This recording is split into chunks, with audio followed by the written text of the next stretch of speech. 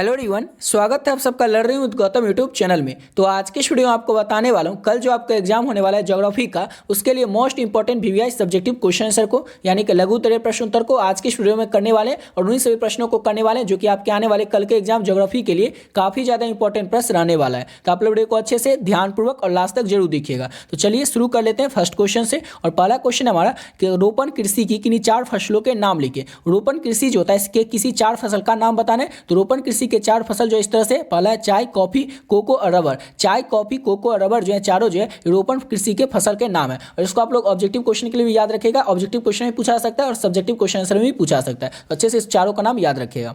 अगला क्वेश्चन हमारा झम, मिल्पा और लदांग, ये क्या होता है? तो झम, मिल्पा और लदांग जो होता है ये तीनों स्थानांतरित कृषि के ही नाम है। स्थानांतरित कृषि को भारत के उत्तर पूर्वी राज्य में झूम कहा जाता है, मध्य अमेरिका में मेक्सिको में मिल्पा कहा जाता है और इसको ही मलेशिया में, इंडोनेशिया में लदांग कहा जाता है। देखिए झप, मिल्पा और लदांग जो है ये तीनों एक ही कृषि के नाम है, स्थानांतरित कृषि के ही नाम है। और स्थानांतरित कृषि जो होता है इसी को झूम कहा जाता है। कहाँ पे कहा जाता है? तो अब मध्य अमेरिका में कहा जाता है, मेक्सिको में इसी को मिल्पा कहा जाता है और मलेशिया में इसी को क्या कहा जाता है? मलेशिया और इंडोनेशिया में लदांग कहा जाता है। यानी जैसे एक ही शब्द जैसे होता है आग को क्या कर लेते हैं हम लोग? तो आग को अग्नि भी कहते हैं। यानी एक ही वर्ड का अलग अलग जो नाम रहता है उसी को यहाँ पर दिया गया कि झप, मिल्पा और लदांग जो है यह स्थानांतरित कृषि का ही, यानी किसी एक तरह से आप लोग समझ सकते हैं पर्यायवाची नाम है। समझ गए? अलग अलग जगह पर इसको अलग अलग नाम से जाना जाता है। अब आपके मन में होगा कि स्थानांतरित कृषि होता क्या है? तो ये आपसे एग्जाम में पूछा जा सकता है। समझ गए ना कि स्थानांतरित कृषि किसे कहते हैं या फिर झूमी खेती किसे कहते हैं? तो ये भी आप लोग याद रखिएगा कि झूमी खेती में क्या होता था कि पहले के जमाने में, पहले बहुत ही पुराने समय में क्या होता था, जो जनजाति होते थे वो करते थे कि बहुत सारे जंगल झाड़ रहता था उसको काट देते थे। जमीन पर जैसे देखते होंगे छोटे छोटे पेड़ पौधे जो हो जाता है, जंगल झाड़ जो होता था उसको काट देते थे और वो जो काटने के बाद उसको कुछ दिनों के लिए छोड़ देते थे। जैसे वो सूख जाता था उसमें आग लगा देते थे, वो जल जाता था, उससे क्या हो जाता था वहाँ पर पूरा राख राख राख हो जाता था। उसके बाद जैसे ही साल की जो पहली बारिश होती थी तो वहाँ जो राख रहता था उसमें नमी आ जाती थी तो उसके बाद वो क्या करते थे? तो बीज को बुआई कर देते थे और इससे क्या हो जाता था? फसल हो जाता था। और जो फसल हो जाता है इसका फिर कटाई करते, फिर कुछ दिन के लिए छोड़ देते थे, फिर उसके बाद क्या करते? वही फिर से थोड़ा बड़ा जंगल हो जाता, वो जो झाड़ हो जाता उसको फिर से काट देते, फिर से उसमें आग लगाते, जला देते। उसके बाद फिर से उसमें जो साल की पहली बारिश होती उस पर नमी आ जाती तो फिर क्या करते? उसमें फिर से बुआई कर देते और इसी को कहा जाता था स्थानांतरित खेती, झूमी खेती या फिर इंग्लिश में इसको शिफ्टिंग कल्टीवेशन भी कहा जाता है। समझ गए? तो यही होता है स्थानांतरित कृषि। अगर ये क्वेश्चन भी आपसे पूछा जाएगा तो इसका भी आंसर आप लोग अपने मन से इस तरह से बना के लिख दीजिएगा। अगर इसका नीचे आप लोग लिख दीजिएगा इसमें उत्पादन जो था ये बहुत ही कम होता था और साल में एक बार ही खेती किया जाता था। जैसे पहले तो थोड़ा बड़ा झाड़ या जंगल जो भी होता था उगता था, उसमें उगने में टाइम लगता है, फिर उसको जला दिया जाता, फिर जला के बाद बारिश का इंतजार किया जाता कि कब बारिश होगा, फिर उसमें नमी आएगी, फिर बीज बोया जाएगा। तो इसमें बहुत ज़्यादा प्रॉब्लम होता था। समझ गए? तो ये होता था स्थानांतरित कृषि। और इसी खेती का नाम, इसी कृषि का जो नाम है वो झूम है मध्य अमेरिका में, उसका मिल्पा है ये जो है मेक्सिको में, उसका इसी को लदांग में जो है लदांग कहा जाता है मलेशिया और इंडोनेशिया में। समझ गए? अब बढ़ते हैं अगला क्वेश्चन की ओर। और अगला क्वेश्चन हमारा कृषि ऋण प्रदान करने वाली 4 संस्थाओं के नाम लिखिए। कृषि ऋण यानी कि लोन जो प्रदान करता है कृषि के लिए, खेती के लिए जो लोन प्रदान करते हैं 4 संस्था, उसी का नाम बताना है। तो पहला तो क्षेत्रीय ग्रामीण बैंक, ये भी क्या करता है? तो कृषि लोन प्राप्त करता, मतलब हमें देता है, हम उससे प्राप्त करते हैं। और सहकारी समिति ये भी हमें कृषि लोन प्रदान करता है। उसके बाद सहकारी भूमि विकास बैंक, ये भी कृषि लोन देता है। और राष्ट्रीय बैंक, ये 4 को अच्छे से याद रखिएगा। ये 4 क्या है? तो चारों जो है ये कृषि ऋण यानी कि खेती के लिए लोन प्रदान करने वाली मुख्य संस्थाएं, चारों का अच्छे से नाम आप लोग याद रखिएगा। अगला क्वेश्चन हमारा गन्ना की खेती के लिए एक आदर्श परिस्थिति क्या होनी चाहिए? गन्ना की खेती जिसमें होगा उसके लिए एक आदर्श परिस्थिति, एक आदर्श तापमान क्या होना चाहिए? तो गन्ना जो है एक उष्णकटिबंधीय फसल है, इसकी खेती के लिए जो आदर्श परिस्थिति है वो इस तरह से होना चाहिए। तो गन्ना की जिस समय हम खेती करेंगे उस समय जो दीर्घकालीन ग्रीष्म ऋतु होना चाहिए जिसका कि तापमान जो होगा 21 डिग्री से 27 डिग्री तक होना चाहिए। देखिए गन्ना की जैसे गेहूं की खेती कब किया जाता है? जिस समय की तापमान जो है 10 से 20 डिग्री के बीच रहता है, वैसे ही गन्ना की खेती हमें उस समय करनी चाहिए जिस समय तापमान जो है 21 से 27 डिग्री के बीच रहे।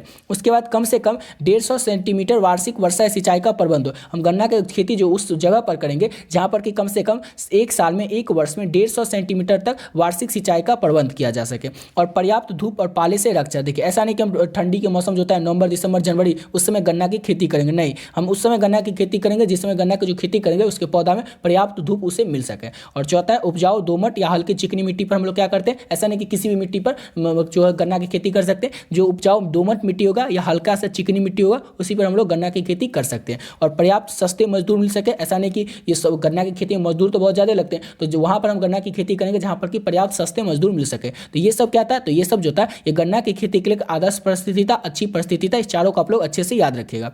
अगला क्वेश्चन करते हैं। नेक्स्ट क्वेश्चन हमारा भारतीय कृषि की 3 विशेषताओं को लिखे। भारतीय कृषि जो है इसकी 3 विशेषताएं क्या क्या है? भारतीय खेती जो है इसकी 3 विशेषताएं क्या क्या है? यही आपको बताना है। तो भारतीय कृषि की 3 विशेषताएं निम्नलिखित हैं इस तरह से। तो भारत में गहन निर्वाह कृषि यानी कि इंटेंसिव सब्सटेंस फार्मिंग होती है। और दूसरा है क्या विशेषता कि भारत में वर्ष में 3 मौसमी फसल उपजाई जाती है, खरीफ फसल, रबी फसल और जायद फसल। भारत में जो अधिकतर इलाकों में तो 2 ही फसल उगाया जाता है, लेकिन भारत में अधिकतर इलाकों में जो है 3 फसल भी उगाया जाता है। कौन कौन फसल? तो खरीफ फसल सबको पता होगा जो कि कब बोया जाता है, इससे ऑब्जेक्टिव क्वेश्चन पूछा जा सकता है। ये खरीफ फसल जो होता है मई जून में बोया जाता है, सितंबर अक्टूबर में काटा जाता है। जैसे कि धान को ले लीजिए, धान क्या है? तो खरीफ फसल है। रबी फसल जैसे कि गेहूं अक्टूबर नवंबर में बोया जाता है, उसके बाद इसको काटा कब जाता है? इसको काटा जाता है मार्च अप्रैल में, ठीक है ना। इसी तरह से जायद फसल जो होता है ये होता है फरवरी आर के टाइम या जनवरी के टाइम इसको रोपा जाता है, और उसके बीच जैसे कि जो धान के कटने से पहले का टाइम होता है मई जून का, उस समय इसको काट दिया जाता है। तो ये बहुत ही कम होता है, भारत में उतना ज़्यादा नहीं, लेकिन हमारे नॉर्थ साइड में तो कम ही होता है, साउथ साइड में ज़्यादा होता है। तो ये भारत में 3 मौसमी फसल होते हैं, खरीफ फसल, रबी फसल और जायद फसल।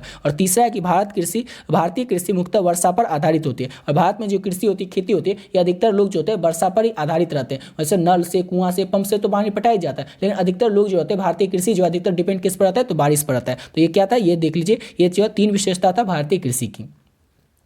अगला क्वेश्चन हमारा, नगरीय जनसंख्या क्या होती है? नगरीय जनसंख्या यानी कि अर्बन पॉपुलेशन जो होता है ये क्या होता है? तो नगरीय जनसंख्या वह जनसंख्या होती है जो नगरों में निवास करती है। अब सिंपल सा क्वेश्चन और सिंपल सा आंसर आपका कि नगरीय जनसंख्या क्या होती है। अब नगरीय जनसंख्या मुझसे कहेंगे जो नगरों में निवास करेगी, शहर में जो रहेगा उसी को शहरी लोग कहेंगे। वैसे नगर निवासी किसको कहेंगे? जो नगर में रहेगा और गैर प्राथमिक विकास में संलग्न रहेगा। नगरीय जनसंख्या में मुख्य विशेषताएं उच्च वृद्धि दर, उच्च घनत्व, उच्च शिक्षा स्तर तथा निम्न लिंग अनुपात। क्या है कि जो नगर में रहेगा उसकी विशेषता क्या क्या? कि उसमें उच्च वृद्धि दर होगा, उसका उच्च घनत्व होगा, उच्च शिक्षा लोग प्राप्त कर सकेगा, और तथा निम्न लिंग अनुपात होगा उसमें। मतलब लिंग अनुपात जो होता है स्त्री और महिला के जो पुरुष का जो तुलना होगा, जितना महिला होगा उसी के बराबर, सेम कुछ आगे पीछे थोड़ा बहुत रहेगा बस लिंग अनुपात का, नहीं तो सेम ही लिंग अनुपात होगा नगर में, ठीक है। ये सब क्या है? तो ये सब नगरीय जनसंख्या की विशेषताएं। और नगरीय जनसंख्या किसे कहते हैं? तो वैसी जनसंख्या जो कि नगर में निवास करते हैं उसे क्या कहते हैं? नगरीय जनसंख्या कहते हैं। जितना क्वेश्चन आप लोग को बताने, सभी क्वेश्चन का आंसर आप लोग को यहाँ पर समझना है और अपने एग्जाम में जाकर के आप लोग को अपनी भाषा में अपने उत्तर को बना करके लिखना है। बढ़ते अपने अगले क्वेश्चन की ओर। नेक्स्ट क्वेश्चन हमारा, जल प्रदूषण की रोकथाम के लिए 4 महत्वपूर्ण सुझाव दे।